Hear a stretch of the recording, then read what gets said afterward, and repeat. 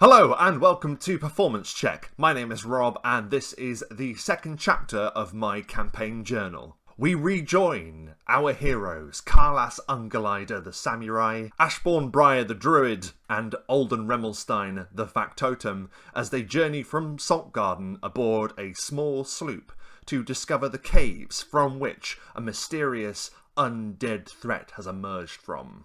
As the small sloop rises up and down upon great waves crashing against the shoreline, our three heroes gather round as Ashbourne Briar decides it's probably best to learn as much as they can about these stones before arriving at the caves. The druid casts detect and read magic upon the gems, his eyes swirling with different colours, until they match that shade of the gems they look upon. He is able to determine that these gems exude with a faint trace of divination magic, arcane in origin. It's a clue of what is to come. They then turn to Rooker, the wayfarer who is sailing this sloop, to ask if he has any knowledge whatsoever about the caves, other than his strange warnings he had given them when they had first taken employ of his services. I only know what I share with ye before, lad. There were a lighthouse once perched upon the cliff, and then it sank into the caves beneath. Were you not listening before, you cloth-eared trout? He spits in Alden's face. After a brief discussion, the players decide that they're probably just going to have to take a look for themselves.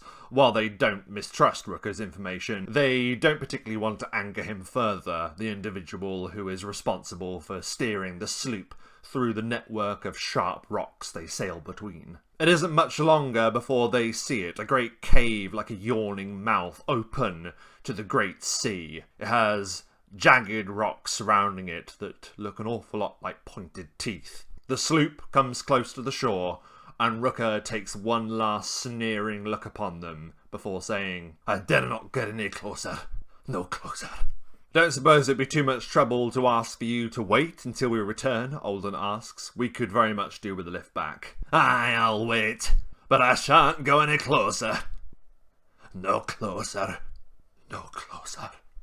And so the three Outlanders jump from the sloop and begin navigating a maze of sharp rocks, hopping from one to the other as waves crash against the shore. I use this once again as an opportunity to reinforce the mechanics, asking them to do jump checks and the like, and climb as they scale vast boulders until they reach the mouth of the cave.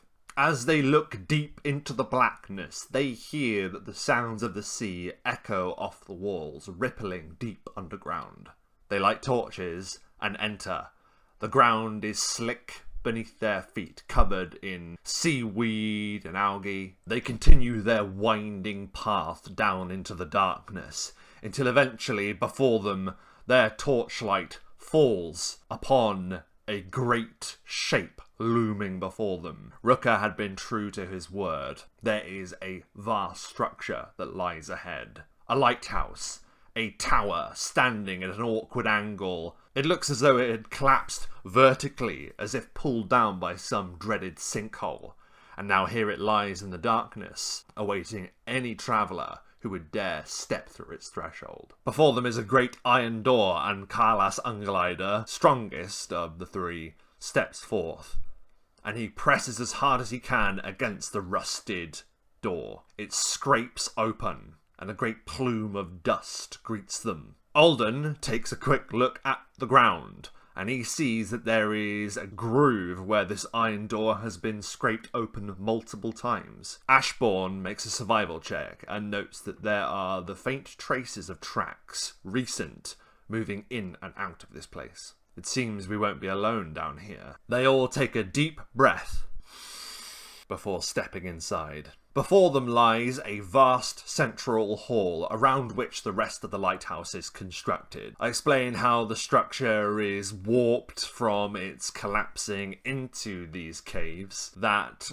good portions of this place are flooded and damp with seawater that has leaked through over the years. Now, as I've mentioned before, this is the first time that I've ever run a campaign using Roll20, and I wanted to make good use of the tools that I had at my disposal as soon as possible. I very much had to fight the temptation to make a vast sprawling network of caves in which this lighthouse has fallen into. I had to remind myself that the particular system that we're using isn't exactly forgiving on low-level characters. I decided to keep things simple, keep this dungeon limited to a couple of rooms, a few encounters, and a few points of intrigue here and there. There are rooms to explore on each side of this hall, and before them lies a great gate, locked, and upon it there are words carved. The players are about to move across this hall to inspect the gate when I ask them each to perform a spot check. Alden is successful, and just in time he sees danger lying in wait. Carlas takes a step forward, but Alden reaches out quickly and says, "Stop! Wait!" Look! Across many of the tiles ahead of them are shallow pools of water, and beneath the murky surface of one of them, directly ahead, they see a net lying there.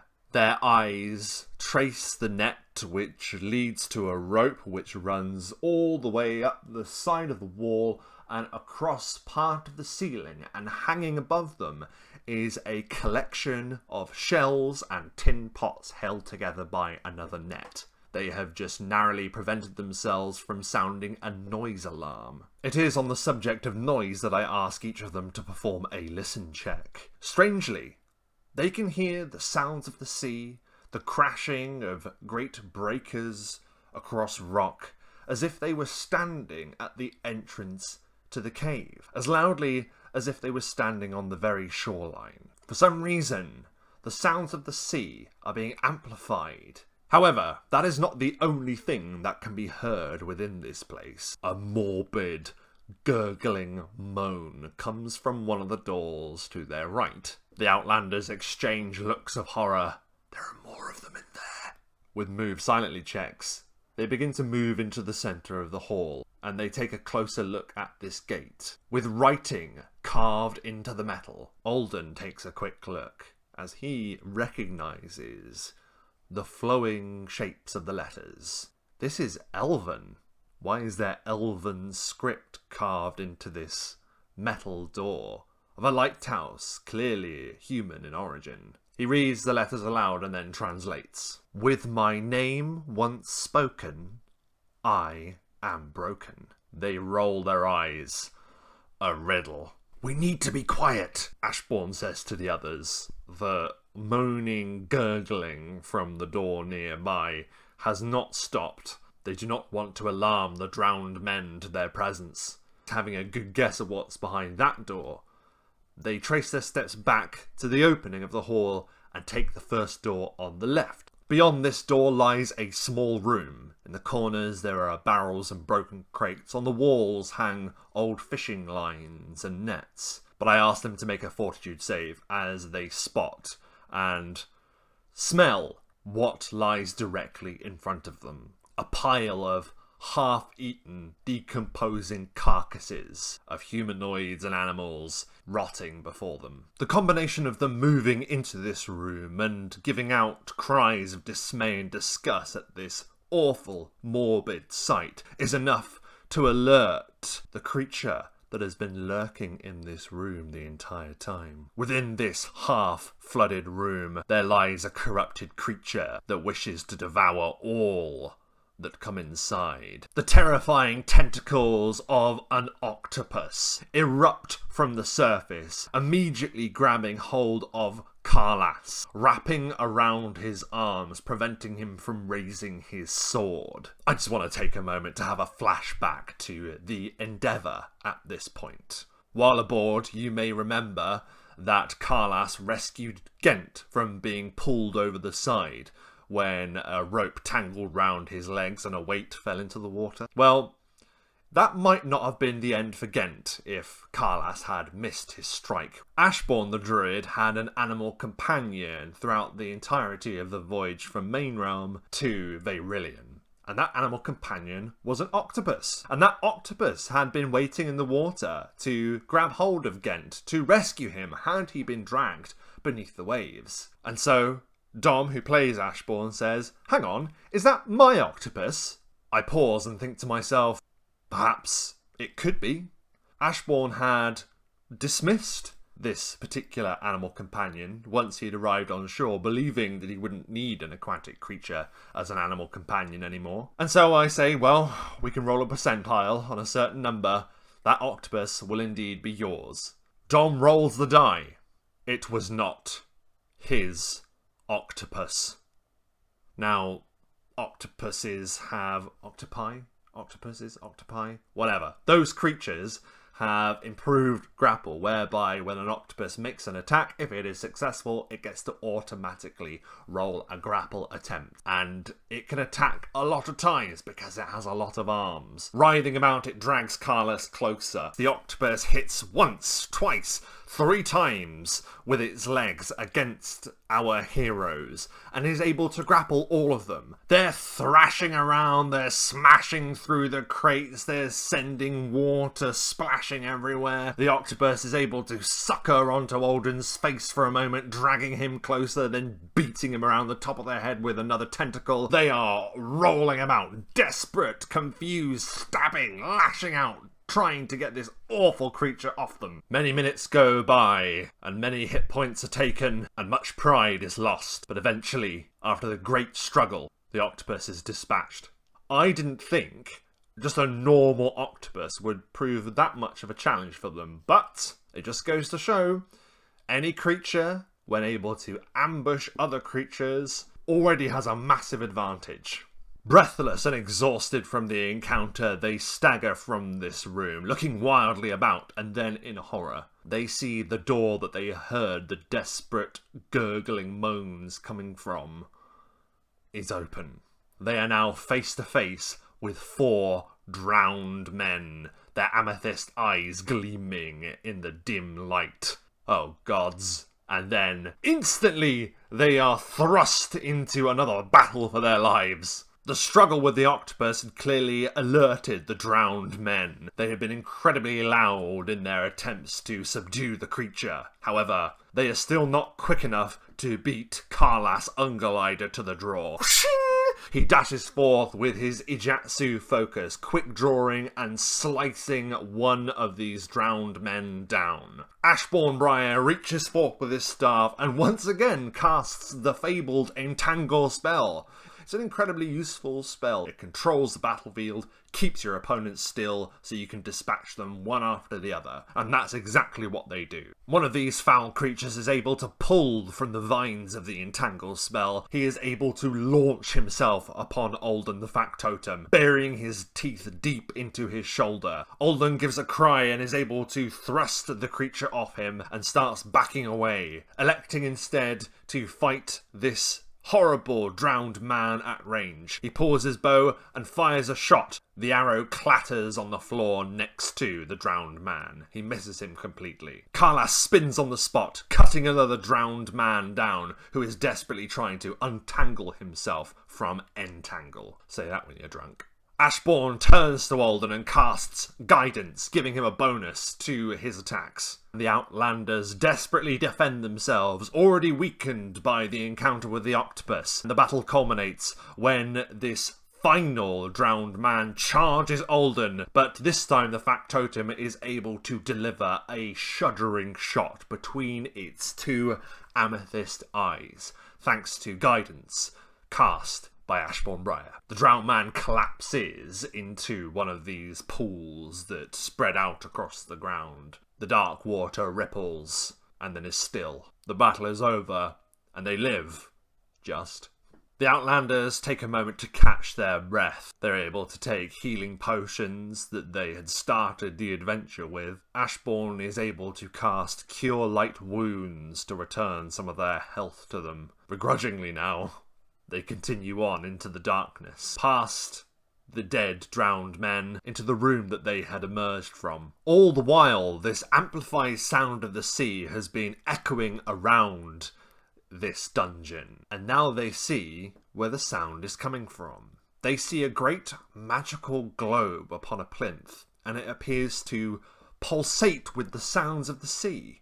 They repeat the words that they read from the gate. With my name once spoken, I am broken. It takes them a little while.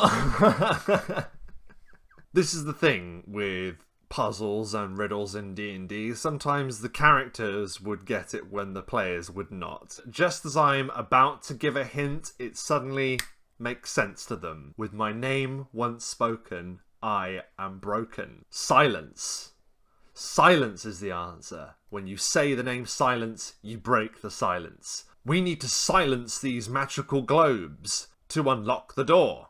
Without a second's hesitation, Carlas has his blade in hand and brings the hilt of his samurai blade crashing down upon this crystal sphere. It shatters into a million pieces. They listen carefully, but the noise of the waves can still be heard from somewhere else inside the dungeon. They continue onwards, crossing the main hall to another door. They open the door, but then immediately have to stop themselves from going through any further, for the floor has collapsed. There is a deep pit, at the bottom of which there lies murky, dark seawater. And on the far side they can see another one of these magical globes, amplifying the sounds of the sea. Being the most athletic, Carlas elects to go first, and with a running jump, hurls himself over the pit. It's as he does so that the water at the bottom of the pit begins to shift, and another creature of the sea emerges, this time a giant lobster, otherwise known in the D&D Monster Manual as a chul. This time, Ash the Druid has had enough. He is sick of these creatures attacking them for no good reason. So he looks down into the pit at the chul and berates the creature. This great lobster is writhing at the bottom of this pit, and Ash simply says, "Can't we just talk about this?" And I ask him to make a nature check. It is not long before the druid and the lobster are having an in-depth discussion about the nature of this place. The lobster has simply made its home here and does not want to be disturbed, and is territorial but not aggressive. They decide to make a pact. Ash the druid and the lobster become firm friends, and the lobster will have no part in attacking them any further. It's so hard to say that with a straight face. They're able to make friends. Not only that, it starts to follow them. The great lobster snaps its pincers and crawls out of the pit. Carlas once again uses the hilt of his sword and smashes this globe, emanating the sounds of the sea. Finally, there is silence. Silence falls upon the dungeon, and there is a ka-chunk as the magical lock upon the gate breaks. They can proceed. They push open the great gate, and before them they see a flight of steps ascending quickly, and it becomes immediately apparent that they are in one half of the beacon room of the lighthouse, which has crashed down to this level. They see before them pillars above which gleam beaming purple lights, joined by a great sheet of magical energy, rippling with different images flashing across it. They see coastlines, they see salt garden, they see sea cauldron, they see unfamiliar shorelines, they see victims dragged beneath the waters. Suddenly it becomes all too clear. They are seeing out of the eyes of drowned men. They are seeing through the amethyst gaze of the great terror they've been hunting. Alden is able to perform a knowledge arcana roll. The trace elements of divination magic that could be found upon the amethyst burial stones have created some kind of magical connection. These drowned men have been acting as reconnaissance scouts, and someone or something has been looking through their eyes to spy on the inhabitants of the Isle of Eros, and indeed great parts of the coastline of Varillion itself. The drowned men are being used as a mobile scrying network. It is then that the Outlanders catch something out of the corner of their eyes. They look and dart around and see silhouettes emerging from the sides of these pillars that are bathed in magical light. They see hulking reptilian figures with long crocodilian-like tails. They bear great spears and have terrifying sharp teeth and reptilian eyes gleaming in the dark. The Sorhagin hiss violently in their lizard tongue. These amphibious foes begin to advance upon the Outlanders. This battle is a desperate one. The Sorhagin show no mercy, leaping forth with their spears, jabbing them violently at the Outlanders. One of them is able to sink their teeth into Alden, once again him being bitten by another foe. Desperately he cries out, struggling with the creature at the top of these stairs. Karlas is able to drive his blade into one of them before another Sorhagin lands at his side, stabbing him deeply in the side with a spear. Ash the Druid casts Shillelagh, which enhances melee attacks. Suddenly his staff is a far more dangerous weapon, and he swings it hard into the side of a Sorhagin's head, but it gives a hiss, advancing upon him, raising a spear in a deadly fashion. The Chul, the lobster, is ready and waiting. It launches forth with its diabolical claws, slicing the Sorhagin in two. Sword the Sorhagin in two. Another Sorhagin approaches Alden from behind, impales him with a spear. Alden gives out a cry of pain, blood spluttering from his throat before collapsing to the ground, knocked below zero. Karlas Ungolider is able to parry one of the Sorhagin's attacks, and then he is able to drive the katana up through the diabolical lizard's jaw. It stands there for a moment, spluttering gutturally before it tumbles down the stairs into the darkness. This entire battle is silhouetted before this curtain of purple magical energy, with images flashing from across the Isle of Eris and the shoreline of Vayrilion. One of the vile lizards stands before Karlas and launches another ferocious stabbing attack, but he is caught in the side of the head as Ashbourne fires produce flame at him. This buys Karlas the opening he requires and cuts this lizard down to size. The last remaining Sorhagin that had impaled Alden charges at the pair, but the Chul hurls itself in the way, compelled by the charm animal spell, and brings this lizard to the ground before devouring it, slicing it to pieces with its claws. The battle is done, but Alden the factotum lies face down upon the ground in a quickly growing pool of blood. Ashbourne quickly darts over and is able to cast Cure Minor Wounds, which stabilizes the factotum and gives him 1 point of health. Karlas is busy checking to ensure that all the enemies are dispatched, and he asks, "What are these things?" Alden, a little green around the gills, is able to explain that the Sorhagin are distant cousins of the lizard folk, tribal individuals that guard their territory fiercely, and clearly they have been under the employ of some other force, for they would not be capable of such magical craft on display here.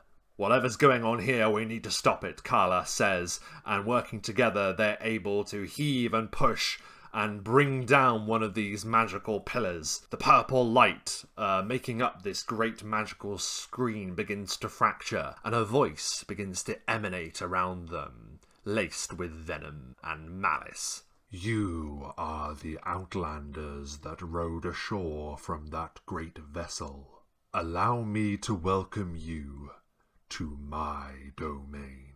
You may have disrupted my sight of scrying, but I have countless agents under my charge. I see all in Vayrilion. I know all in Vayrilion." "Who are you?" they say. "I am certain you will learn my name in time. I shall make a point of making my introduction in person." And with that, the final threads of magical energy disperse, and the voice is gone. The purple light is gone. The Outlanders stand there in semi-darkness as the lobster, the Chul, gives a slight bow and retreats into the darkness, having served its purpose. The Outlanders explore what remains of this place. On one side of this beacon chamber, they find a small room where there are a number of other bodies that have been feasted upon by the Sorhagin. They also find an underwater tunnel from which they are sure the Sorhagin have been entering and exiting this place. And on the far side, they find another room in which there is a chest. Inside, they find some gold, an array of different potions, a staff that has been fashioned from an oar. They also discover a pair of mirrors. The backs of them are cast in silver, and they bear strange runes across them. Alden is able to appraise the staff as being made out of dark wood, an incredibly strong wood sourced from the great trees of Vayrilion, from the forest of the Ainalar, the Shade, as it's known. These mirrors bear an amazing magical power. They are spell portals. You can look into one of these mirrors and see out of the other. For instance, you could leave one mirror outside and look into the other, and you would see what's in front of its partner. In addition, you may also cast spells in one of the mirrors for it to exit out of the other. This is an incredible magical item that they will be able to use in the future, and they do to great effect. Inside, they also find a note that simply says, "For your service," signed with an N. Perhaps this comes from the disembodied voice that had greeted them when they had defeated the Sorhagin. Before leaving, they also inspect the pillars they had so hastily ripped down to break the magical spell, and read some of the magical runes carved into the stonework. They learn that this incantation had been given a name, the Deep Window, from which an all-powerful being can gaze from, with his unliving, scrying network. The Outlanders do a last-minute scout of the area and learn that they've seen everything there is to see here. There are no signs of any more drowned men or magical scrying incantations or rituals active here, and so they decide to depart. But they wonder as they go, who is an interested party who wants to know of anyone arriving upon the shores of Vayrilion? When they leave the yawning mouth of the great cave, they see that Rooker has been true to his word and has waited for them there. They are able to sail back to Salt Garden, but upon their arrival there, they are met with a worrying display. There is a town crier who addresses a crowd of angry people. "By the decree of the Ealdorman of Saltgarden, all tithes and taxations are to be paid twofold. All settlers and townsfolk must contribute to the defence of the town." Carlas and Ashbourne look darkly at Alden. They've raised the taxes because you convinced the Ealdorman to pay us 1,000 for this job. And Alden responds, "Well, I didn't hear you complaining. You didn't stop me." There are always consequences. It is not long before they stand in front of the Ealdorman of Salt Garden, and he only confirms what they have suspected. "You have made me an unpopular man this day, Outlanders. But that is the difficulty of leadership. Sometimes you have to be the hated one. Sometimes you have to be the one making the difficult decisions. Pray that such a responsibility does not fall to you. Take 1,000 gold pieces as agreed." Great bags of gold are brought to the players, and they are bidden farewell. "Now what?" says Ashbourne. "Well, we could do with a rest," says Alden, "and then, perhaps finally, we can finish the voyage we set out to complete so long ago now. Finally, we can reach the mainland of Vayrilion. Emissary Darrell told us that once we get to landfall, we could get contracted work for the Dominion. Perhaps that's our next port of call. Well, at least we know someone with a sloop who can take us there now." And together, they go to find a tavern to rest in for the evening. For the next day, they will be embarking on the final leg of their great journey, to arrive at landfall, the capital of the New World. They find it disconcerting, however, that their arrival has been watched and their presence has been marked.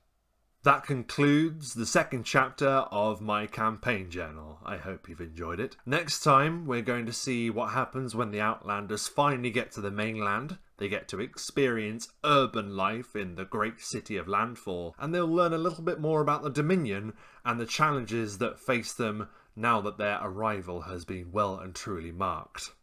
Thank you ever so much for watching, and I hope that all of your performances are up to standard.